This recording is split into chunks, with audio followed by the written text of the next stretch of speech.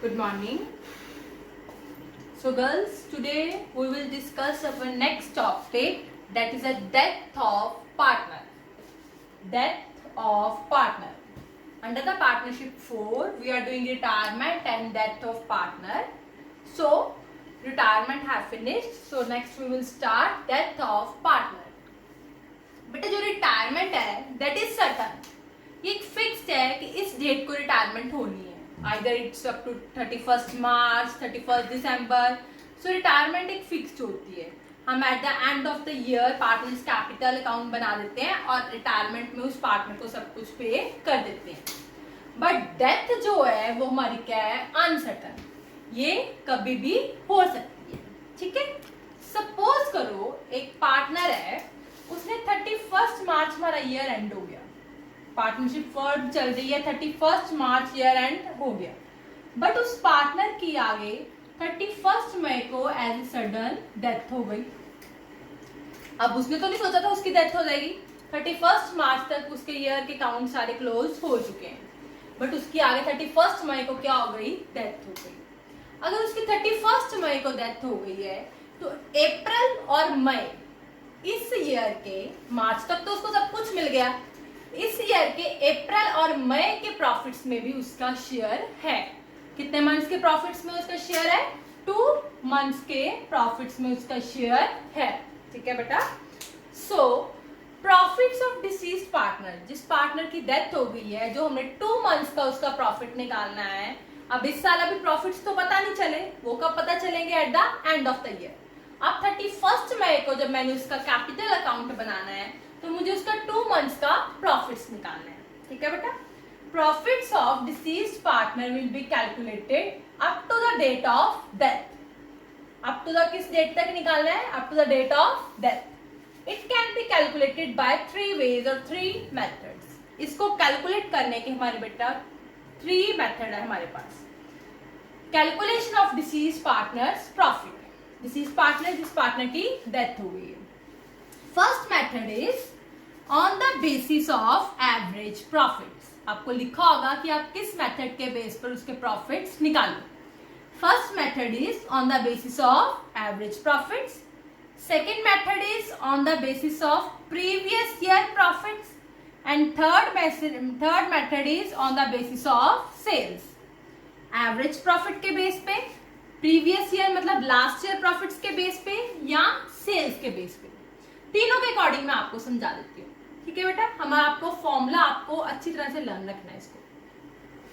On the basis of average profits, deceased partner, जिस partner की death हुई उसका प्रॉफिट हम कैसे निकालेंगे, ये फॉर्मूला है उसको निकालने का, is equal to average profits जो हमें निकालने आते हैं, total profit divide by number of years into months upon 12. उसने कितने मंथ काम किया, जैसे उसने कितने मंथ काम किया, 2 months, 2 by 12 into his share, उसका फर्म में शेयर कितने का है.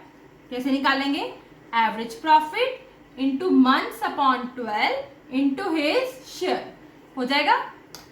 नेक्स्ट है on the basis of previous year profits, पिछले साल के प्रॉफिट्स के अकॉर्डिंग बताओ. सो डिसीज्ड पार्टनर्स के प्रॉफिट्स हम कैसे निकालेंगे, लास्ट ईयर प्रॉफिट्स मींस पिछले साल का प्रॉफिट्स इनटू मंथ्स अपॉन 12, वो वैसे ही आ जाएगा, इनटू हिज शेयर. बस फर्क क्या लगा, उसमें लास्ट ईयर प्रॉफिट है और इसमें एवरेज प्रॉफिट है. ओके, ये तो इजी है. अब हमें निकालेंगे on the basis of sale. हम सेल के बेसिस पे निकालेंगे. तो फॉर्मूला क्या लगेगा, ध्यान सुनना. सेल अप टू डेथ, 31 मई तक इस साल कितनी सेल्स हुई है, इनटू हिज शेयर, उसका शेयर कितना है, into percentage of profit upon 100. ये याद रखना. Sales up to death into his share into percentage of profit upon 100. इसमें अपने मंथ्स क्यों नहीं लगाए, क्योंकि हमने सेल ही 2 मंथ्स की ली है. अगर 2 मंथ्स की सेल है तो प्रॉफिट्स भी कितने मंथ्स का आएगा, 2 मंथ्स का ही आएगा. So percentage of profit into 100. हमें इसमें क्या निकालना पड़ेगा, परसेंटेज ऑफ प्रॉफिट. वो कैसे निकालेंगे, लास्ट ईयर सेल्स, ये आपको गिवन होंगी, last year profit upon last year sales into 100. Profit divide by sales into 100. अब मैं इस क्वेश्चन में बेटा आपको 3 चीजें गिवी होंगी, पिछले साल की पूरी सेल्स, पिछले साल का फुल प्रॉफिट और सेल्स इस साल की up to the period of death. So last year के प्रॉफिट और सेल को डिवाइड करके हमारे पास प्रॉफिट की परसेंटेज आ जाएगी, ठीक है। फिर हम सेल अप टू डेथ लेंगे, उसका शेयर निकालेंगे और परसेंटेज लगाएंगे, तो हमारे पास आंसर आ जाएगा, ठीक है बेटा। जो भी ये इन तीनों का आंसर आएगा, प्रॉफिट्स आएगा, उसकी जनरल एंट्री होती है।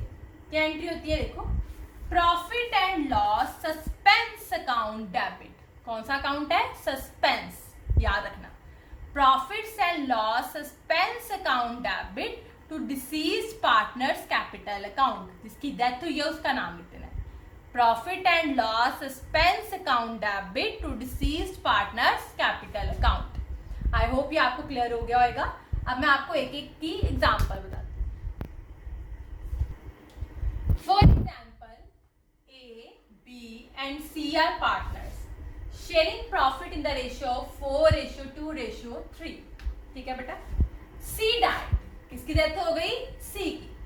और कब हुई है? 31 मई को। सबसे पहले तो हमने ईयर एंडिंग देखना है हमारा कौन सा है, ईयर एंडिंग।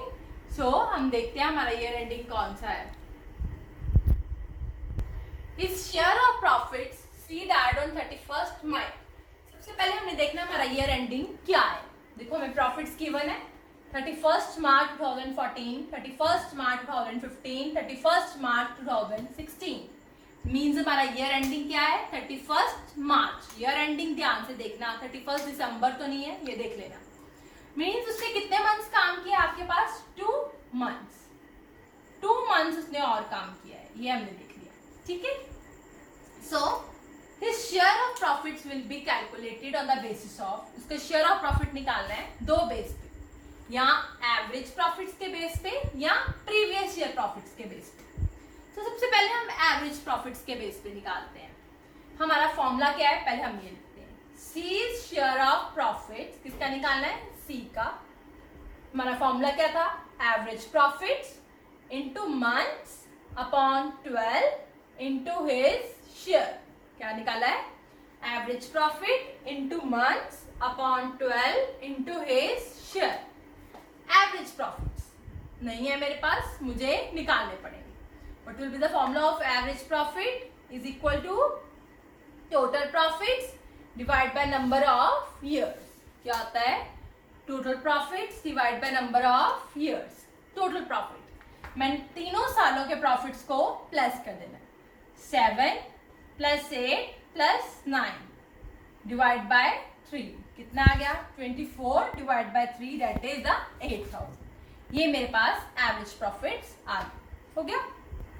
उसके बाद मैंने लिखना है मंथ्स अपॉन 12। उसने कितने मंथ्स काम किया है? 2 मंथ्स। 2/12 into his share. किसका शेयर? किसकी डेथ हुई है? सी। सी का शेयर कितना बनता है? 3.9। ये लिख दिया। तो मैंने कैलकुलेशन की, मेरा आंसर आ गया 444।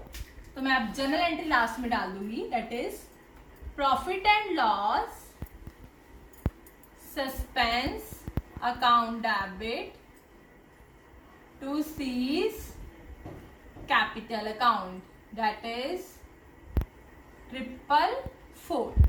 हो जाएगा। सो नेक्स्ट करते हैं हम on the basis of previous year profits. Previous year मतलब पिछले साल के प्रॉफिट्स पे निकालो। सो हम वही formula, C's share of profits. अब एवरेज प्रॉफिट की जगह मैंने क्या लिख देना है? Last year profits into months upon 12 into his share। Last year means पिछले साल का प्रॉफिट। हम इससे पिछले, बिल्कुल पिछले साल का प्रॉफिट कौन सा? 31 मार्च 2016। कितना आ गया? 9000। ये लिख देना बस। इंटू मंथ्स कितने हैं? 2/12 इंटू हिज शेयर कितना है? 3/9। ये मैंने किया तो मेरे पास कितना आ गया? 500। तो मेरी एंट्री क्या बन जानी है? Profit and loss suspense account debit to C's capital account. कितना देना है? 500। आई होप ये आपको क्लियर हो गया होगा। So next we will do our third case example. Example of third case is X, Y and Z are partners in a firm. Sharing profit in the ratio of 2:1. X died, किसकी death होगी? X की. कब हुई? 31 दिसंबर 2015. कब हुई इसकी death? 31 दिसंबर 2015 को. Calculate X share of profit till the date of death. X का शेयर ऑफ प्रॉफिट निकालो उसकी डेथ की डेट का.